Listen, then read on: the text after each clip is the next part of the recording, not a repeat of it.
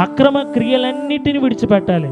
క్రమము లేని జీవితం, కుటుంబంలో క్రమశిక్షణ ఉండదు, భర్త మాట భార్య వినదు, భార్య మాట భర్త వినడు, ఏక మనస్సు లేదు, ఏక తాత్పర్యం లేదు.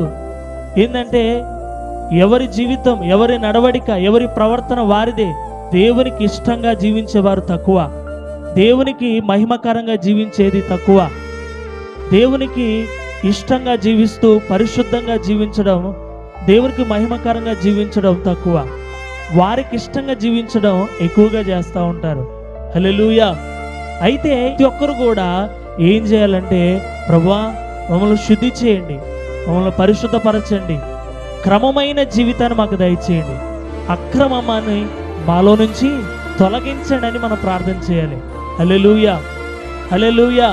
ప్రతి ఒక్కరూ కూడా ప్రభువా నాకు క్రమమైన జీవితం దయచేయండి. నేను క్రమము లేని జీవితాన్ని జీవించాను కాబట్టే నా కుటుంబంలో అనేక వేదనలు వచ్చాయి, నా కుటుంబంలో అనేక సమస్యలు వచ్చాయి. సమస్య వెంబడి సమస్య, ఈ సమస్య పోతుంది అనుకుంటే ఇంకో సమస్య, ఈ సమస్య పోతుందంటే ఇంకొక సమస్య నాకు కలుగుతూనే ఉంది. ఎందుకు కలుగుతుంది? క్రమము లేని జీవితం. ఎందుకు? అక్రమం. ప్రతి కుటుంబంలో అక్రమం. అక్రమము చేతంట అనేకుల్లో ప్రేమ అనేది చల్లారిపోతుంది. కుటుంబంలో ప్రేమ లేదు. ప్రారంభంలో ప్రేమించిన భర్త చివరికి వచ్చేసరికి ప్రేమించలేకపోతున్నాడు. అలాగనే భర్త భార్య వాళ్ళిద్దరు ప్రేమించుకుంటూ కన్న పిల్లలను ప్రేమించలేకపోతున్నారు.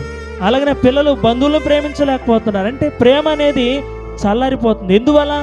అక్రమము విస్తరించుట చేత అనేకులంట ప్రేమ చల్లారిపోతుంది. ఈ రాకడ దినాల్లో కూడా అనేకుల ప్రేమ చల్లారిపోతుంది.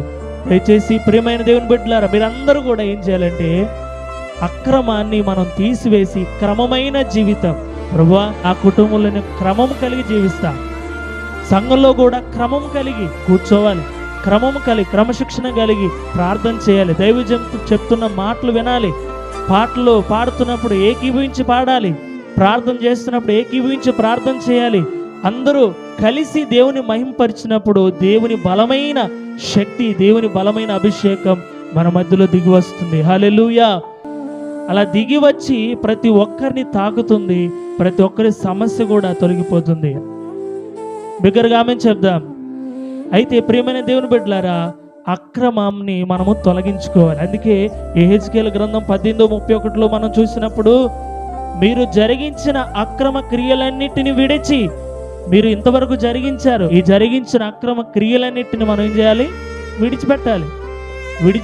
విడిచిపెట్టినప్పుడు మనకు ఏం జరుగుతుందంటే, కుటుంబంలో ఏదైతే అక్రమం విస్తరణ చేత ప్రేమ చల్లారిపోయిందో, ఏదైతే దీవెన మనం పోగొట్టుకున్నామో, ఏదైతే సమస్యగా ఉంటుందో వాటన్నిటి నుంచి కూడా దేవుడు విడిపించి గొప్ప కార్యాన్ని దేవుడు మన పట్ల జరిగిస్తాడు. హల్లెలూయా. అయితే అక్రమంగా మనం ఉన్నట్లయితే దేవుడు ఏం చేస్తాడో తెలుసా?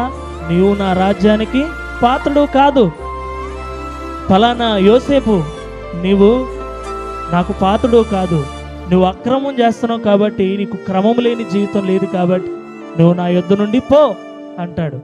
అప్పుడు ఎంత భయంకరంగా ఉంటుంది. ఇంతకాలము దేవుని మందిరానికి వచ్చి, ఇంతకాలము ప్రార్థన చేసి, ఇంతకాలము దేవుని స్తుతించిన తర్వాత ఏంది, దేవుడు వచ్చేసిన తర్వాత దేవుడు తన రాజ్యానికి నన్ను చేర్చుకోవట్లేదేంటి, నన్ను పో అంటున్నాడేంటి అని మనం ఎంతగా రొమ్ము కొట్టుకొని ఏడ్చినా లాభం లేదు. అయితే ప్రియమైన దేవుని బిడ్డలారా, ఇప్పుడే మనం మారు మనసు పొందాలి. దయచేసి ప్రతి ఒక్కరు కూడా మారు మనసు పొందాలి. ఏ క్షణమో, ఏ గడియో, ఏ దినమో దేవుడు రాకడం మనకు తెలియదు.